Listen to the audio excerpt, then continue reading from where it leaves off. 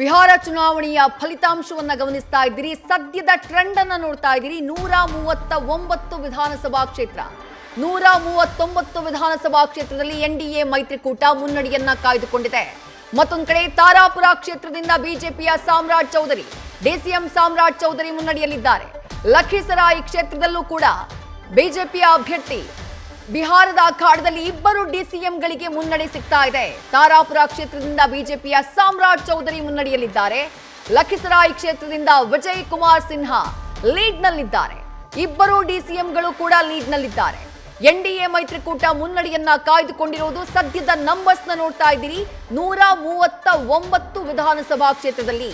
ಇನ್ನು NDA ಮೈತ್ರಿಕೂಟದಲ್ಲಿ JDU ಪಾಲೆಷ್ಟು, BJP ಪಾಲೆಷ್ಟು ಕಾಣಿಸ್ತಾ ಇದೆ. 59 ಕ್ಷೇತ್ರದಲ್ಲಿ ಜೆಡಿಯು, ಬಿಜೆಪಿ 60 ಕ್ಷೇತ್ರದಲ್ಲಿ. ಅಂದ್ರೆ ಸಮಬಲದ ಹೋರಾಟ ಎರಡೂ ಪಕ್ಷಗಳಿಂದ. ಎರಡೂ ಪಕ್ಷಗಳು ಕೂಡ ಸಮನಾಗಿ ಸೀಟ್ಗಳನ್ನ ಹಂಚಿಕೊಳ್ತಾ ಇರೋದು ಕಾಣಿಸ್ತಾ ಇದೆ ಮೈತ್ರಿಯಲ್ಲಿ. ಮತ್ತೊಮ್ಮೆ ಚುಕ್ಕಾಣಿ ಹಿಡಿತಾರ ನಿತೀಶ್ ಕುಮಾರ್. ಸದ್ಯದ ರಿಸಲ್ಟ್ ಅನ್ನ ಗಮನಿಸಿದ್ರೆ, ಸದ್ಯದ ಟ್ರೆಂಡ್ ಅನ್ನ ನೋಡಿದ್ರೆ ನಿತೀಶ್ ಕುಮಾರ್ ಮತ್ತೆ ಅಧಿಕಾರದ ಚುಕ್ಕಾಣಿಯನ್ನ ಹಿಡಿಯೋದು ಪಕ್ಕಾ ಅನ್ನೋದು ಗೊತ್ತಾಗ್ತಾ ಇದೆ. ಎನ್ಡಿಎಗೆ ಸಿಕ್ಕ ಅರ್ಧದಷ್ಟು ಮಾತ್ರ ಮಹಾಗಠಬಂಧನ್ಗೆ ಸಿಕ್ಕಿರೋದು, ಅರ್ಧಕ್ಕಿಂತ ಕಡಿಮೆ. ಹಾಗಾಗಿನೇ ಎನ್ಡಿಎಗೆ ಬಿಹಾರದ ಹಾರ, ಆ ವಿಜಯದ ಹಾರ ಬೀಳುತ್ತಾ? ಸದ್ಯದ ನಂಬರ್ಸ್ ಆ ಸುಳಿವನ್ನ ಕೊಡ್ತಾ ಇದೆ. 139 ವಿಧಾನಸಭಾ ಕ್ಷೇತ್ರಗಳಲ್ಲಿ ಎನ್ಡಿಎ ಮೈತ್ರಿಕೂಟ ಮುನ್ನಡೆಯನ್ನ ಕಾಯ್ದುಕೊಂಡಿದೆ. ಮಹಾಗಠಬಂಧನ್ ಕೇವಲ 64 ಕ್ಷೇತ್ರಗಳಿಗೆ ಸೀಮಿತ ಆಗಿದೆ.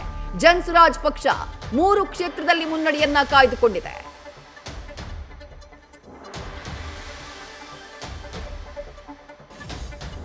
ನಂಬರ್ಸ್ ಗಮನಿಸ್ತಾ ಇದ್ದೀವಿ ಸರ್.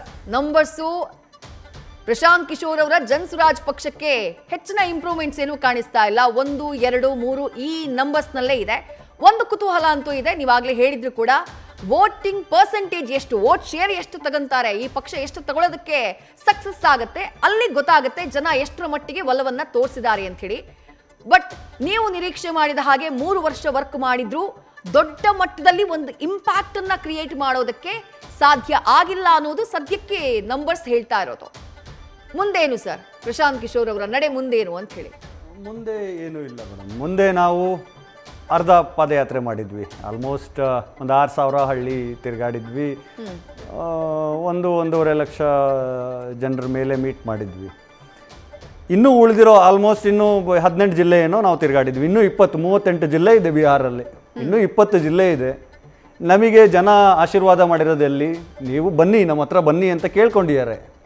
ಇದು ನಾವು ಹೇಳೋದು ನಮ್ಮ ಗೆಲುವೆ. ನಮಗಿನ್ನೂ ಬೇಕಲ್ಲಿ ಜನರ ಹತ್ರ ನಾವಿನ್ನೂ ರೀಚ್ ಆಗಬೇಕು. ಯಾಕಂದರೆ ನಾವು ಪೊಲಿಟಿಕಲ್ ಸ್ಟ್ರಾಟಜಿಸ್ಟ್ ಆಗಿ ನಾವು ಕಡಿಮೆ ಡಾಟಾ ತಗೊಂಡಿದ್ವಿ, ಇನ್ನೂ ಜಾಸ್ತಿ ಡಾಟಾ ತಗೋಬೇಕು, ಇನ್ನೂ ಉತ್ತಮವಾಗಿ ಸ್ಟ್ರಾಟಜಿ ಮಾಡಬೇಕು ಅಂತ ಹೇಳಿ ಅವರೇ ಬರಮಾಡ್ಕೊತಿದ್ದಾರೆ. ಅದಕ್ಕೆ ನಾವು ರೆಡಿ ಇದ್ದೀವಿ. ಇನ್ನೂ ಜನರ ಮುಂದೆ ಹೋಗ್ತೀವಿ, ಕೇಳ್ತೀವಿ, ಹೇಳ್ತೀವಿ ಏನಾಗಿದೆ ಏನಾಗಿಲ್ಲ ಅಂತ ಹೇಳಿ.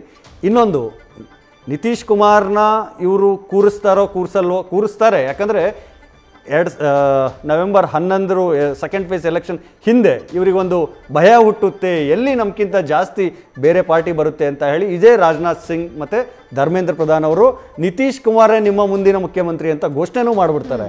ಅಂದರೆ ನಿತೀಶ್ ಕುಮಾರ್ ಅಲೆ ಆಗಿದೆ ಅಲ್ಲಿ. ಅಲೆ ಅಂದರೆ ಏನು, ಅವ್ರದ್ದೊಂದು ವೋಟ್ ಬ್ಯಾಂಕಿಂಗ್ ಇದೆ ಅಷ್ಟೇ. ನಿತೀಶ್ ಕುಮಾರ್ ಅಲೆ ಈಗ ತುಂಬ ಕಡಿಮೆ ಆಗಿದೆ. ಹಂಗೆ ಅಲೆ ಇದ್ದಿದ್ರೆ ನಿತೀಶ್ ಕುಮಾರ್ ಅವರು ಅಪೋನೆಂಟ್ ಯಾರಿಗೆ? ನಿತೀಶು ಇದೇ ಮೋದಿ ಅವ್ರಿಗೆ. ಇಂಡಿ ಈ ಒಕ್ಕೂಟ ಮಾಡಿದ್ಯಾರು? ಇದೇ ನಿತೀಶ್ ಕುಮಾರ್ ಅವರು.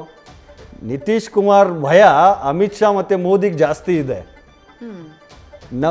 ಬೇರೆಯವ್ರಿಗಿಂತ ಜಾಸ್ತಿ ಅವ್ರಿಗೆ ಭಯ ಇದೆ. ಅದಕ್ಕೋಸ್ಕರ ಅವರು ಯಾರು ರಿಟೈರ್ಡ್ ಆಫೀಸರ್ಸ್ನ ಇಟ್ಕೊಂಡು ಈ ಬಿಹಾರಲ್ಲಿ ರಾಜ್ಯಭಾರ ಮಾಡ್ತಿದ್ದಾರೆ, ಅವ್ರು ಮಾಡಲಿ, ಯಾರೇ ಕೂರಲಿ, ಐದರ್ ನಿತೀಶ್ ಅಥವಾ ಮಹಾಗಠಬಂಧನ್ ಅವ್ರು ಕೂರಲಿ ಅಥವಾ ಎನ್ಡಿಎದವ್ರು ಕೂರಲಿ, ಯಾರೇ ಕೂತ್ರೂ ಈ 5 ವರ್ಷ ಅವರಿಗೆ ರಾಜಕಾರಣವನ್ನು ಜನರು ತೋರಿಸ್ತಾರೆ, ನಾವಲ್ಲ, ಜನರು ತೋರಿಸ್ತಾರೆ. ನಾವು ಅವ್ರ ಮಧ್ಯೆ ಇರ್ತೀವಿ. ಅವರು ನಾವೇನೇನೆಲ್ಲ ಅವ್ರು ಏನು ಎಕ್ಸ್ಪೆಕ್ಟ್ ಮಾಡಿಲ್ವೋ ಅದೆಲ್ಲ ಮುಂದೆ ಎಕ್ಸ್ಪೆಕ್ಟೇಷನ್ ಆಗುತ್ತೆ.